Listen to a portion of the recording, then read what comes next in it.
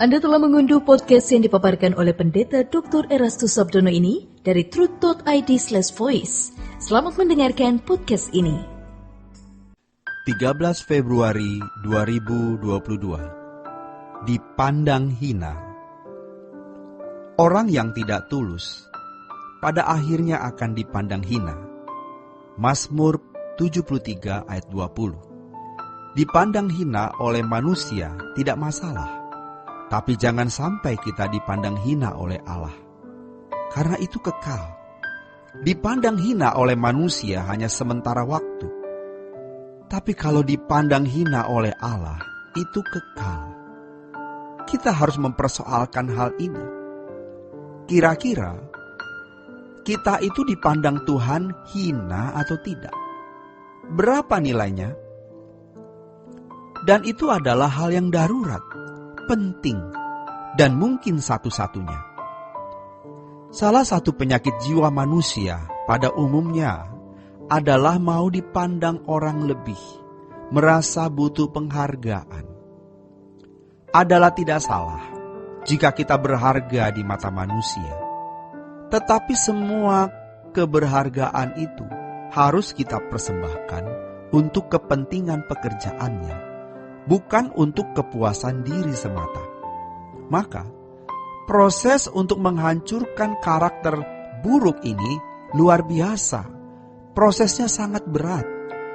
Kenyataannya, banyak orang yang tidak rela dipandang hina oleh sesamanya, dipandang rendah, dipandang salah, dipandang sesat, dipandang bidat, tidak rela. Maka, biasanya kita menggeliat, berusaha agar pandangan hina itu dihapus, minimal direduksi, dikurangi, diminimalis. Dipandang hina artinya dipandang salah, dianggap lebih rendah, dianggap tidak terhormat, mendapat perlakuan tidak adil. Kita itu seperti dilucuti, padahal kita sudah membangun banyak mahkota sebelumnya. Lalu mahkota itu dilucuti. Ketika kita diperlakukan seperti ini, justru inilah kesempatan kita dibentuk untuk memiliki wajah yang tidak hina di mata Allah. Ketika kita dipandang hina oleh orang-orang yang tidak kita kenal, sama sekali tidak masalah. Tetapi kalau dipandang hina oleh orang-orang dekat, itu berat. Maka di sini kita hanya bisa diam dan menunggu pengadilan Tuhan. Dan itu jadi indah, karena kita mencari perkenanan Allah, supaya kita jangan berkeadaan seperti yang orang katakan itu.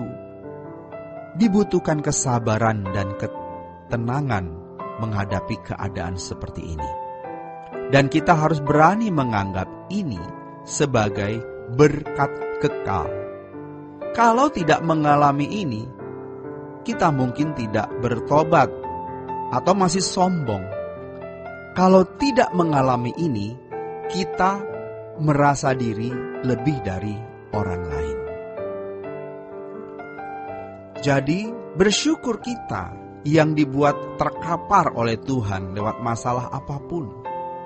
Karena di situ kita diajar untuk memandang Tuhan.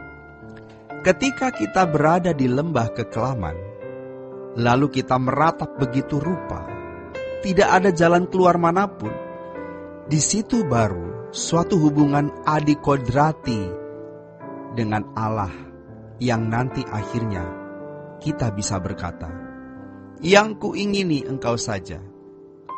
Dari masalah fana sampai ke masalah kekekalan. Jadi, itu berkat kekal. Melalui semua itu, Tuhan mengajarkan jalan-jalannya. Jadi, kita bukannya takut melawan manusia. Bukan juga karena kita tidak punya kemampuan.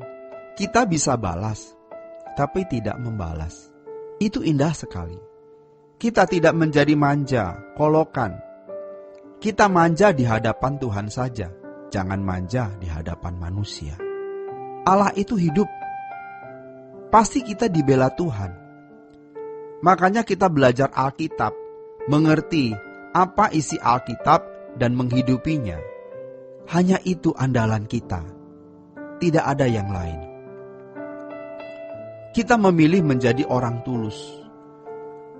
Orang tulus mengupayakan kebaikan orang lain. Ini yang wajahnya tidak dipandang hina. Indah sekali. Tidak membutuhkan uang miliar, triliun untuk menolong orang. Ketika kita memberi senyum dan sapa yang tulus, itu sudah cukup membuat Anda menjadi seorang yang berwajah indah di mata Allah. Maka Tuhan pasti akan mengirimkan Lazarus dalam hidup kita.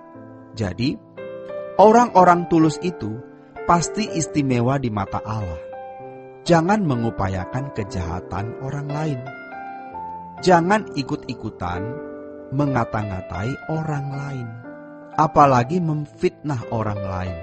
Dan jangan sekali-kali berbuat itu, karena ada perhitungan di dalam kekekalan. Jika kita yang menjadi korbannya, jangan membalas. Banyak orang Kristen lancar berbicara tentang keselamatan hanya oleh anugerah, tetapi tidak menggarap manusia batiniahnya.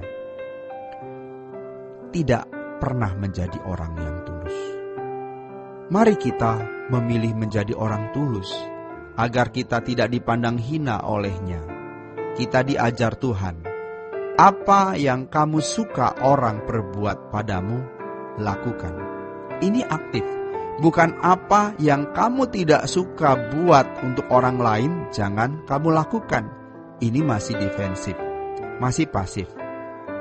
Tapi banyak orang yang berprinsip, apa yang kamu tidak suka orang perbuat kepadamu, buatlah untuk orang lain. Ini jelas bukan anak Allah. Dan ini bisa terjadi di lingkungan gereja. Mengerikan sekali. Maka, selagi masih ada kesempatan, kita bertobat. Demikian renungan hari ini. Tuhan memberkati. Sola Gracia.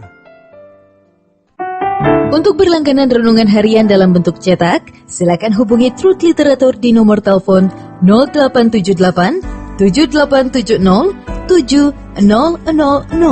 Untuk mendapatkan CD khotbah, MP3 renungan Truth, dan CD album lagu produksi Sola Gracia, Anda dapat menghubungi di hari dan jam kerja di nomor telepon 021 638 60953. Tuhan Yesus memberkati. Sola Gracia.